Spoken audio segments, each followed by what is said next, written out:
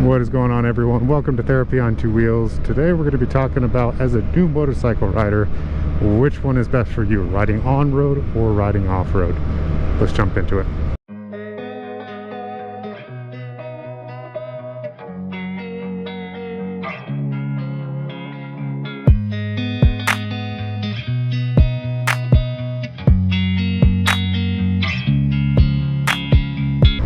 So in terms of as a newer rider, which one is going to be better for you? Are you going to prefer riding on-road or riding off-road?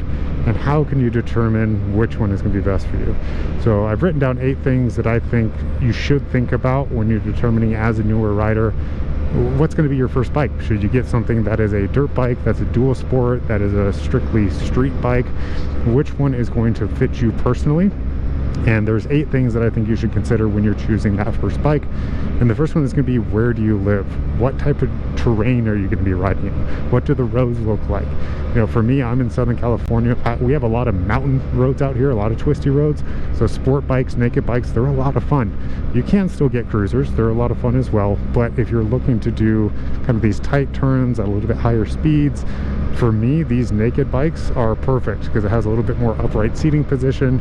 It's going to be a little bit more comfortable for me in terms of my legs and my hip and my knees, and they're going to be a lot more fun in these types of twisty roads.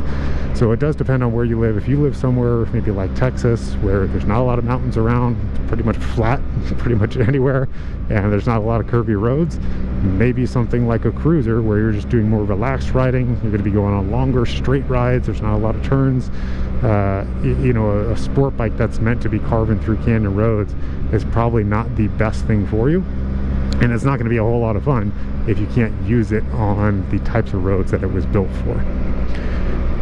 The other consideration is, who are you going to be riding with? If you do have maybe some buddies that are already riding and they're your influence on getting into riding specifically, that will make a difference for you in which type of bike that you're choosing. If all of your buddies are on sport bikes and you go choose a cruiser and they're going to be going through mountain roads and they like to tear it up going fast, you're probably not going to be able to keep up with them, and you're not going to enjoy those rides on a cruiser style bike.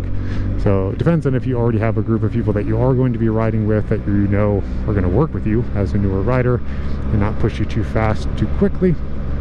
That will make a difference in which bike that you're going to choose.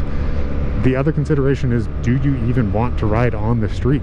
Maybe you want to get into motorcycling, but you just want to ride off-road.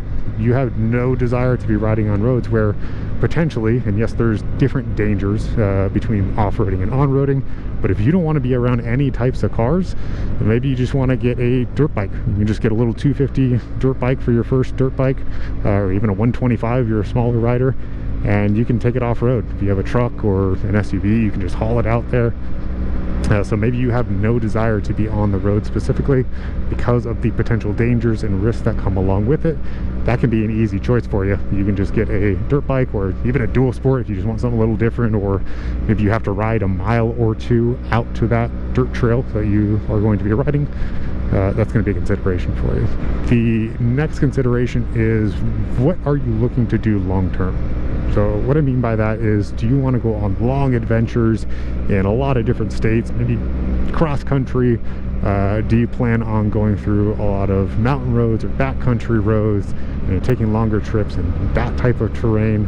What do you want to do eventually long term as a motorcyclist that kind of fuels that passion for you? If you love doing those long off-roading adventures and you kind of like being out in the middle of nowhere, then yeah, probably something like a dual sport or an adventure bike is going to be best for you. If you strictly want to find the best curvy roads and go as fast as you can around those turns, you're probably going to be on something like a sport bike or a naked bike, depending on your preference. The fifth one I have for you is kind of along those same lines, is, do you want to do any type of camping? I know a lot of people that love purchasing adventure bikes or dual sport bikes and going out to the middle of the desert, middle of the forest, and just camping for a couple of nights, getting away from the craziness of a big city and just decompressing out there. It can be very therapeutic for a lot of people, especially if you enjoy camping in general. It's very easy to just pack up a little bit of stuff on the back of a bike, especially a larger adventure bike, and go out, 15, 20, 30 miles into some forest or some desert, put up your tent, camp for a couple of days, and then head back home. So if that's what you enjoy doing right now without a motorcycle, you'll probably love doing that with a motorcycle as well. If you do plan on doing any cross-country trips, my sixth suggestion here is to consider what size bike you're going to be getting. I would never suggest for somebody to try to do a cross-country trip on a little 250cc bike that can barely top out at, some of them don't even go over 80 miles per hour. If you're planning on being on highways at 80 miles per hour on a little 250 for an extended period of time, you're going to hate it.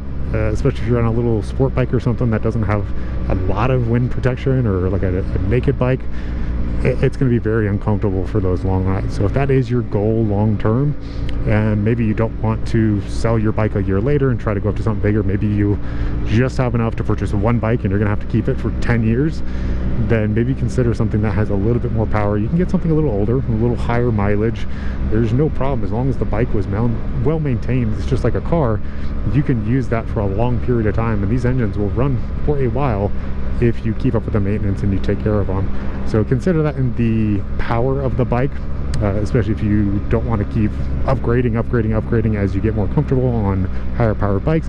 Maybe look at something in the 500 to 600cc range that you can grow into, and that's going to have enough power for you to ride for 10 years, and it's going to be comfortable on the freeway. It's going to be fun on mountain roads. It is going to push you, especially if you do two up, or you're going to be packing a bunch of stuff on the back of your motorcycle.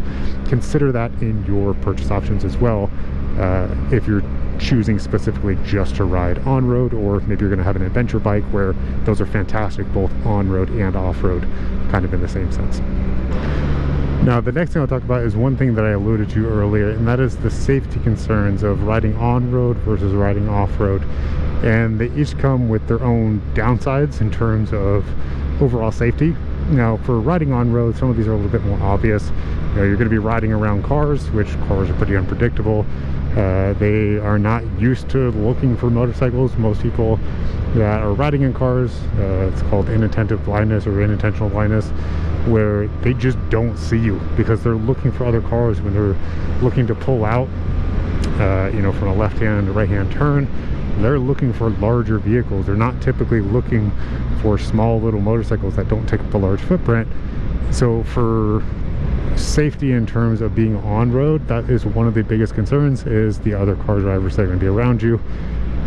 Now, if you live in countries, especially like the Southeast Asian countries, where motorcycles and scooters and things like that are very common, and that's a more common mode of transportation compared to a car, it might be a little bit different. But at least here in the US, you might have 100 cars for every one motorcycle that's on the road. So it's just not as popular here, and not as common, which is a large consideration. The other thing that you have to think about is the road surfaces that you're going on. You might hit some gravel that's in the road. You might hit dirt. There could be, black ice if it had just rained the night before and it got into freezing temperatures and you just don't see those. There are some of those road surface hazards, things that fall off of people's cars or trucks that are laying in the middle of the road that you're gonna have to quickly hop up onto your pegs and try to go over or swerve around it. There's a lot of things that could come up that you're not predicting when you are going to be riding on road. And the other part of that too is you personally and how you're riding. A lot, or actually the majority of motorcycle accidents don't involve a car. It's actually just the motorcyclists themselves. That can be from excessive speeding, if they're going around a corner too quickly, they're on a road that they're not familiar with and they're just going a little too fast for a turn. That could also be if they are drinking. There's a lot of motorcycle accidents happen because people go drinking right before they go hop out onto the road, and motorcycling is hard enough to manage a bike and keep it upright, go into turns, especially hard turns and more curvy roads. You do not want to add alcohol into that mix. The other thing to consider is your gear. Are you going to be wearing a helmet? There are states in the US where it is not required to wear a helmet. I don't understand why anybody would not want to wear a helmet. In terms of safety specifically, maybe feel and comfort, that's a different story.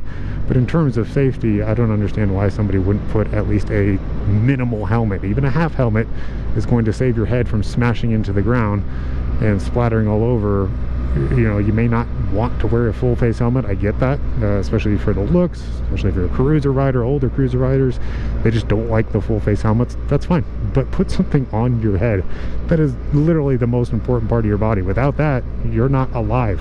You know, your head and your heart are the two most important parts of your body. You can live without a limb, you can live without, you know, certain functioning parts of your body, but your head and your heart, you don't have those, you're dead. So why would you not want to protect those two things? So riding on road has its own set of challenges and risks. Now, riding off-road, these are the things that most people may not be familiar with, but a lot of it is these trees and shrubs and the nature that's out there. Once you get out into off-roading scenarios, especially if you are going to be in very dense kind of forest or wood areas, there are trees with sharp branches sticking out everywhere. Those are the things that you cannot predict where they're at and what point in time while you're riding. There's going to be similar road surface hazards where there's going to be giant dips, or there's going to be huge rocks in the road that you're either not seeing or not able to avoid, and that could potentially put you in a very uncomfortable position where you hit a rock or you hit a dip and it pushes you right into a tree. I've seen plenty of videos with people that have done just that, where they ran into a tree and they have a tree branch sticking out of their foot or in their leg or their shoulder. Like, people get impaled by these things because they're generally very hard. They're obviously not metal, but a large thick piece of wood can go through your body pretty easily. You know, as humans, we are pretty fragile. We are not as tough as we think, and if you are going to be riding off-road, that's just something that you have to consider, because those are things that you typically can avoid. You know, for me, when I was riding off-road, especially on my KLR, it was a lot in Las Vegas, very open desert roads, but you still have those hazards where there could be a dip or a giant rock, or things are kicking up under your motorcycle. It could be wood or water or sand or mud. There's all these things that you can hit, and if your tires are not the best, or you're on a bike that you shouldn't be riding on those surfaces with, it's pretty easy to fall or have your tires slip out from under you, especially as a newer rider. So whether you're riding on-road or off-road, they both come with their own set of risks. So it just depends on what you're looking to do and what you find fun in terms of motorcycling. The last thing that I'm going to talk about is, if you do plan to do off-roading, maybe that's what you chose, you love being out in nature, you want to go on some of those camping trips, the biggest thing I would say is learn how to work on your motorcycle. At least basic maintenance or fixing basic parts. Learn how to change a tire, learn how to change your oil, learn how to bleed your brake lines. These are the things that when you go off-road could potentially happen, where it pulls a line, or your oil starts leaking, or you get a flat tire. If you don't know how to fix those and you're 40 miles away from any type of civilization or cell service where you can call, and like a tow truck's not going to come get you 50 miles into the desert. That's just not going to happen. So you're going to be pushing your bike back 50 miles to a road for that tow truck to come pick you up. To at least learn basic maintenance on your motorcycle, how to fix basic issues that will come up when you're in off-roading scenarios, especially a flat tire. It's probably one of the most common things that is going to happen when you're off-roading, is getting a puncture in your tire. And if you don't know how to change a tire, or you're probably not just going to be able to look up a YouTube video when you're in the middle of the desert or in the middle of the woods, because you probably don't have any cell service. So just understand that if you are going to be riding off-road, you're going to have your own set of challenges that you want to be knowledgeable on how to work on some of those things on your bike. If you're a very new rider, you're just getting into off-roading, maybe go with somebody else that has that knowledge and then learn from them, and then eventually you can go off on your own on some of those longer trips. So that's all I wanted to talk about today, is to kind of give you an idea as a newer rider which one might be right for you. Is on-roading better or riding off-road better? It really depends on you personally, what you prefer, what type of bike you want to ride, where you live, what the terrain looks like. There's a lot of different factors that you're going to have to consider, but take those into consideration and go out, purchase your first bike, and have some fun. So I hope you all enjoyed the video. Like, comment, subscribe, hit that notification bell, and I'll see you all in the next one.